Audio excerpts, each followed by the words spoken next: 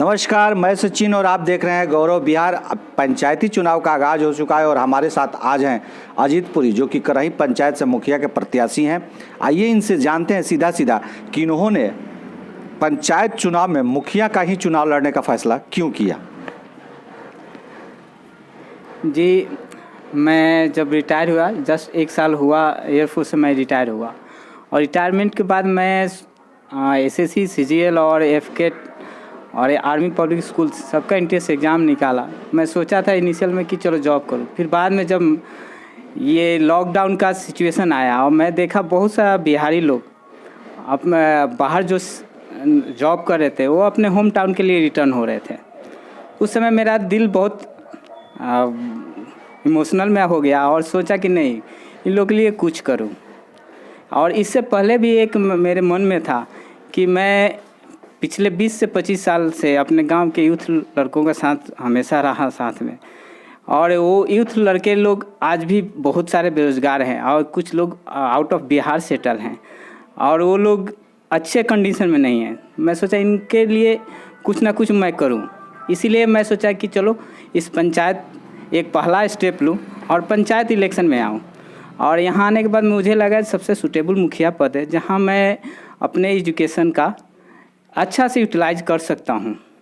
और यहाँ का जो सबसे महत्वपूर्ण कमी है, सबसे पहला तो है बेरोजगारी, अपने दूसरा है शिक्षा और तीसरा है स्वास्थ्य, हेल्थ। ये तीनों हमारे बिहार में बहुत कमी है। तो मैं सोचा क्यों ना मैं आप पंचायत लेवल से स्टार्ट करूं और पहला स्टेप मैं एज ए मुखिया उम्मीदवार बनूं और अपने पंचायत की इस कमी को दूर करूं। उसके बाद धीरे धीरे मैं आगे बढ़ूंगा। और एक मुझे ये भी मन में डिटर्मिन हूँ कि नहीं, मुझे बिहार पॉलिटिक्स में भी जाना है और अपने बिहार पॉलिटिक्स में कुछ बदलाव करना है। आज से 20 साल पहले देखिए, उस समय बहुत दबंग लोग का साथ था कि ये दबंग है, उसको नेता बनाओ, इसको नेता बनाओ, वही लोग बनते थे। वो लोग सिर्फ सेल्फ डेवलपमेंट के बारे में सोचते थे, कभी ये नहीं सोचते थे आम पब्लिक और अपने जन्मभूमि का आगे विकास करूँ। लेकिन अब धीरे धीरे सिचुएशन चेंज होते गया। अब है कि आम पब्लिक भी समझने लगा है कि नहीं, एक एजुकेटेड आदमी आएगा इस फील्ड में तो एक अच्छे ऊंचाई पर लेके जाएगा। और इसलिए मैं भी सोचा चलो एक पहल करता हूँ, एक कदम आगे बढ़ाता हूँ और सब आम जनता को मैं बताता हूँ कि एक पढ़ा लिखा इंसान कहाँ से कहाँ तक पंचायत को लेके जा सकता है। और इसीलिए मैं इस चीज़ को लेके आगे बढ़ा कि चलो मुखिया की उम्मीदवार बनता हूँ और इसको जीत हासिल करके मैं अपने पूरा पंचायत का विकास करता हूँ। Thank you. एक चीज़ बताइए कि आप सेना से आते हैं, सेना में अनुशासन सिखाया जाता है और राजनीति में ठीक उसका उल्टा होता है। तो आप अनुशासन में इतने दिन रहे, फिर आप राजनीति में कैसे सेटल हो पाएंगे? जी, बिल्कुल सही बोल रहे हैं कि हम लोग पंक्चुअलिटी और discipline first and foremost thing होता है, और वो जस्ट इन कॉन्ट्रास्ट है पॉलिटिक्स में। पॉलिटिक्स में ये नेता हमेशा लेट से पहुंचते हैं, वो जो बोलते हैं अपने वर्ड्स पे नहीं रहते, लेकिन हमारे फौज में नहीं होता है। मैं यही सोच के चला नहीं, ये चीज़ मैं बदलूँगा, आज मैं अपने आप को बदलूँगा, फिर धीरे धीरे हमारे साथ जो कंसर्न पब्लिक है उनको चेंज करूँगा, उनके एटीट्यूड को चेंज करूँगा और धीरे धीरे ये आम पब्लिक में एक मैसेज, पॉजिटिव मैसेज आएगी कि नहीं, आदमी को डिसिप्लिन और पंक्चुअलिटी दोनों चीज़ ज़रूरी है। और इसीलिए मैं एक पहल लेके चला हूँ, देखता हूँ कहाँ तक सक्सेस रहूँगा। मैं अभी तो इसका रिजल्ट नहीं बता सकता हूँ, लेकिन हाँ, फर्म डिटर्मिनेशन है और मुझे लगता है कि मैं इसमें सक्सेस होऊंगा। चुनाव जब आता है तो नेता वादे पे वादे करते हैं और उन वादों का सामना आप कैसे करेंगे? क्योंकि नेता तो वादे करने में माहिर होते हैं और आप फौज से आए हुए हैं और आप जब चुनाव लड़ रहे हैं तो आपको भी उन वादों का सामना करना पड़ेगा, क्योंकि जनता वादों पे बहकती है। तो ऐसे में आप कैसे इस चीज़ का सामना करेंगे? जी, पहले के नेता बहुत ज़्यादा वादे करते थे और उनको बहुत कम उस वादों पर रहते थे। लेकिन ये आम पब्लिक समझने लगी है कि जो नेता है जो बहुत सारे वादे बोलते हैं वो अपने वर्ड्स पे नहीं रहते। और मैं उन्हीं चीज़ को लेके चल रहा हूँ, उसी मुद्दे को लेके चल रहा हूँ जिसको मैं फुलफिल कर सकता हूँ। सबसे बड़ा रोज़गार है। लोग सोचते हैं कि भाई बड़े बड़े बिहार गवर्नमेंट बना, ये लोग रोज़गार की समस्या नहीं ख़त्म किए तो आप कैसे करोगे। इसीलिए मैं ये स्टार्टिंग पॉइंट एक पंचायत इलेक्शन लिया कि एक मुखिया होता है, एक अपने पंचायत का एज ए चीफ मिनिस्टर या प्राइम मिनिस्टर जो भी बोलिए, यहाँ अगर मैं बदलाव नहीं कर सकता तो मैं पूरा एज ए होल बिहार में नहीं कर सकता। इसीलिए मैं ये लिया हूँ, एक रिस्क लिया हूँ और यहाँ मैं उस चीज़ को जो बोल रहा हूँ कि मुझे तीनों चीज़ पे काम करना है, रोज़गार पे, स्वास्थ्य पे और शिक्षा पे।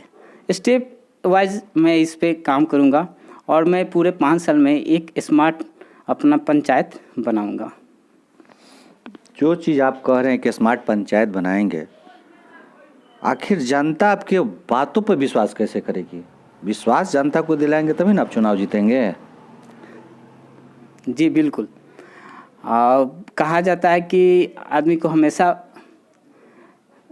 पॉजिटिव सोचना चाहिए, ऑप्टिमिस्ट होना चाहिए और मैं वही ऑप्टिमिस्ट व्यू और विज़न लेके चला हूँ कि नहीं, मैं तो पहले से इस फील्ड में नहीं हूँ, लेकिन हाँ मेरे अंदर का जो दिल का आग है, जो सोचा हूँ उसको मैं कार्यान्वित करूँगा और उसको दिखाऊँगा आम पब्लिक को कि नहीं, जो हाँ फौजी बोलता है वो करता है। पंचायत चुनाव में बिहार है, बिहार में जातिगत समीकरण बहुत ज़्यादा होता है, हर चुनाव में देखा गया है। उसके बाद परोक्ष रूप से धन बल का भी प्रयोग होता है, तो इन सब चीज़ों का आप कैसे सामना करेंगे?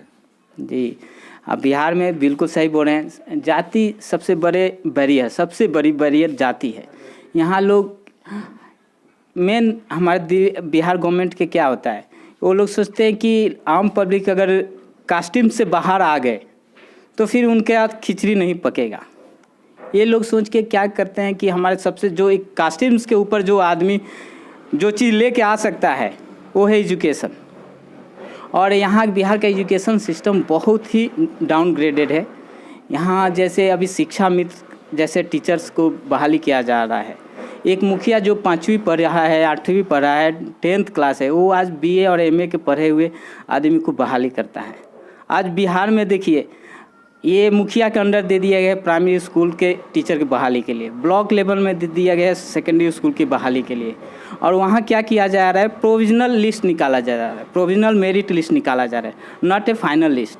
जो फाइनल मेरिट लिस्ट होता है वो नहीं निकाला जा रहा है, या प्रोविजनल निकाला जा रहा है, जिसमें क्या हो रहा है, कम मार्क्स वाले को ऊपर रखा जा रहा है, ज़्यादा मार्क्स वाले को नीचे रखा जा रहा है। और जिसका सेटिंग मुखिया से या ब्लॉक प्रमुख से हो जा रहा है, वो उनका जॉब हो जा रहा है, 2-4 लाख 5 लाख जो हो रहा है दे के वो लोग हो जा रहा है। जो मेरिटियस लड़के हैं उनका जॉब नहीं हो रहा है। ये और इसी कारण हमारे शिक्षा दिन प्रतिदिन बहुत नीचे जा रही है। इस पे मुझे काम करना है और एज ए मुखिया मैं ये करूँगा अपने पंचायत में जो भी टीचर हो वो क्वालिफाइड हो और मेरिटोरियस हो, और जिसका रैंक अच्छा है वही होगा।